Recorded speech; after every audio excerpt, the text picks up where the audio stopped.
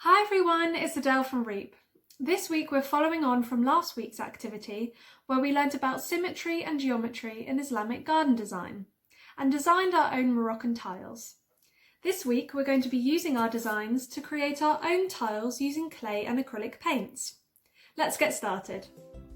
For this activity, you'll need your tile design that you created last week, a printed copy of page 2 of this week's worksheet, a pencil, a ruler, scissors, a rolling pin, acrylic paints, and some small paintbrushes.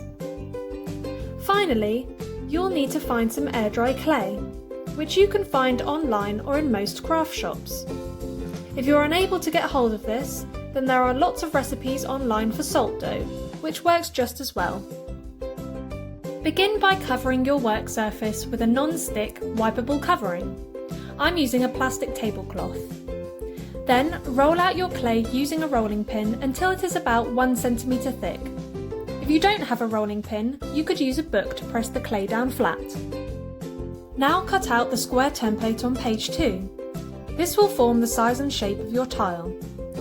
Place the cutout on top of your rolled out clay and use your ruler to cut around the template to form your tile.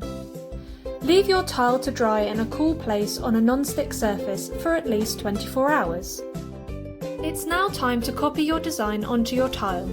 A good trick is to use tracing paper. Grab yourself a sheet of tracing paper or baking paper and trace around your whole design using a pencil. Once you've done this, place the paper drawing side down onto your tile and gently rub or draw over the pencil lines to transfer them onto the clay, like I'm doing here. Once you've finished transferring your design onto your tile, begin to paint it with bright colours, remembering to pay close attention to symmetry. Remember, you can use a mirror to check your symmetry if you need to. When you've finished, set your tile aside to dry for a few hours. I'm really happy with my tile. Have you had a think about what you're going to use your tile for? You could make multiple tiles and stick them together in a zellige design for your home or garden, or you could even use it as a drinks coaster. If you're doing either of these things, it is worthwhile painting a layer of varnish on top so it seals it against any water or spillages.